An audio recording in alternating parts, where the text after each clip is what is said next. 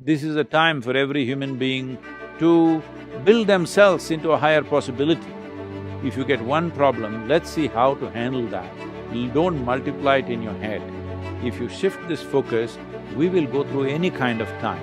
When time to act in the world becomes open, you will be in a great advantage. If you're committed to enhancing your life, lifestyle will happen.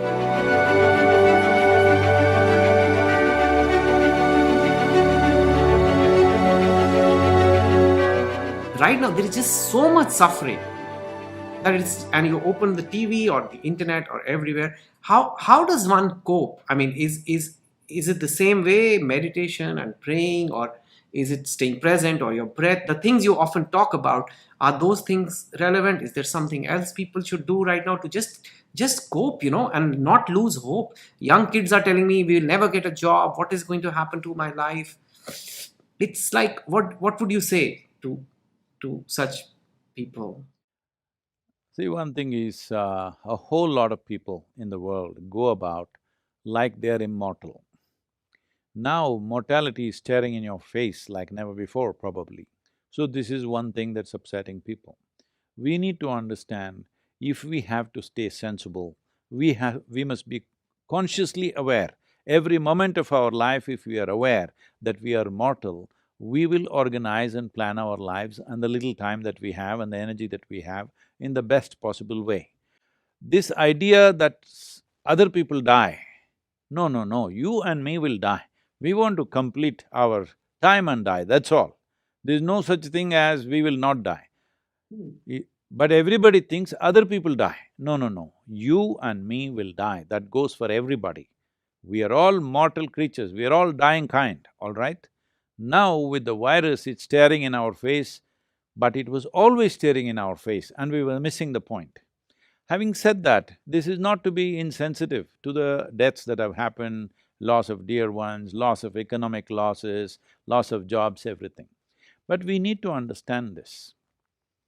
This is a time when mortality is so obvious to everybody, this is a time to understand our focus should be on the nature of our life and the quality of this life. Right now, most people's focus is on their lifestyle. So everybody's crying about the loss of lifestyle. I'm saying if you have life, it's good enough. Lifestyle is just of our times. If all of us were here 1,000 years ago, maybe all of us would be living in huts. Those people that you think in Mumbai are very poor, maybe we would be in same kind of squalor and we wouldn't mind, we thought it's fine, all right? So right now, somebody else is living in a better house, comparing myself to that person, now I suffer my home. This need not be so. Do not be committed to lifestyle.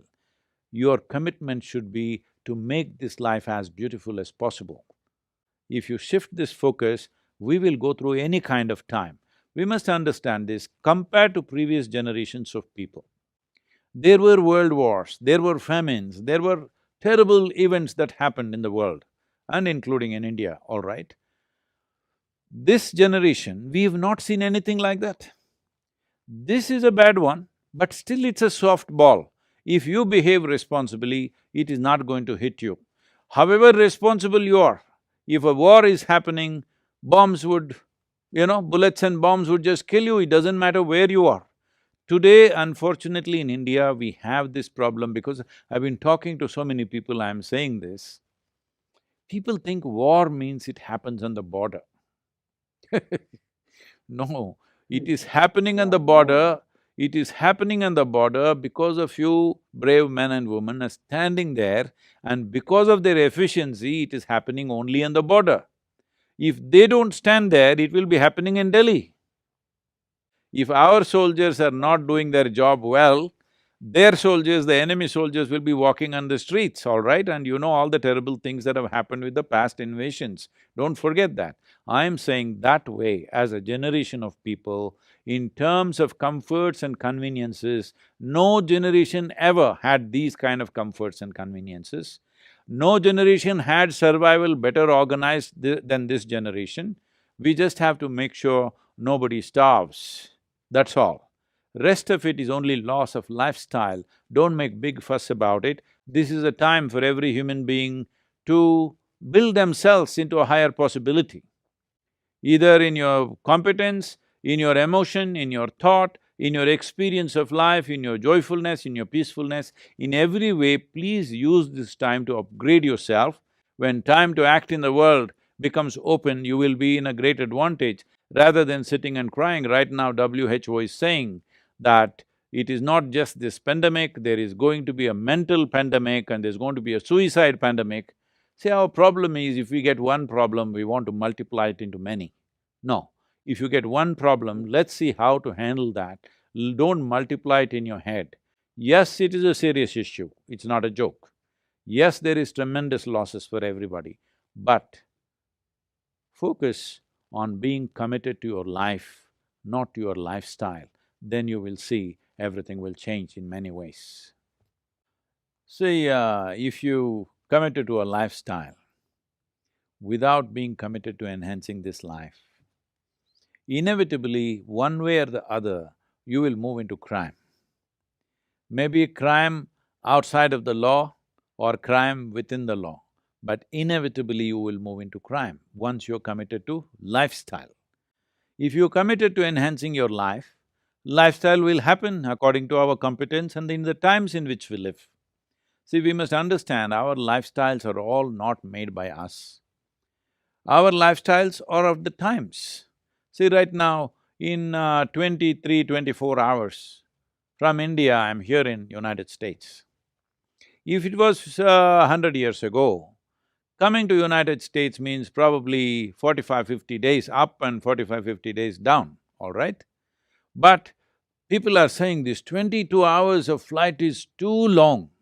Repeatedly, they're telling me, I said, what is too long? I'm glad it's only 22 hours. Otherwise, people were, sitting on a steamship and going, before that on a sailboat, not even knowing whether they'll get there or not. So I'm saying we are having, as a generation of people, we have the best of everything. Never before humanity has had these kind of things. Now, if we commit to enhancing our life rather than just enhancing our lifestyles, we can become the best generation ever because our survival issues are largely settled. We must understand this. 300 years ago, if you want water in the morning, you had to walk down to the well or river or pond to carry 2 buckets of water. Today, how many young men and women are even capable of carrying 2 buckets of water a mile? Physically capable, they're not anymore. I'm saying. So you open the tap, water comes, hot water comes, cold water comes, everything happens, and you're cribbing and cribbing and cribbing. Please don't crib. Use your life because whether you do something or not, whether you're joyful or miserable, whether you're making something out of yourself or nothing out of yourself, time is rolling away. Time is ticking away. You must understand that since you and me started talking, everybody who's listening and all of us, including you and me, are 47 minutes closer to our grave. If you think about it once in a way, it causes paranoia. But if you listen to the body, every beat in the body, it is clearly saying it is mortal, all right? Always it is reminding you it is mortal. If you are conscious every moment of your life, well, you wouldn't want to waste one moment doing something that doesn't mean anything to you. You would do only what truly matters to you. If all of us were doing only what genuinely matters to us, we will be living in a fantastic world, pandemic or no pandemic.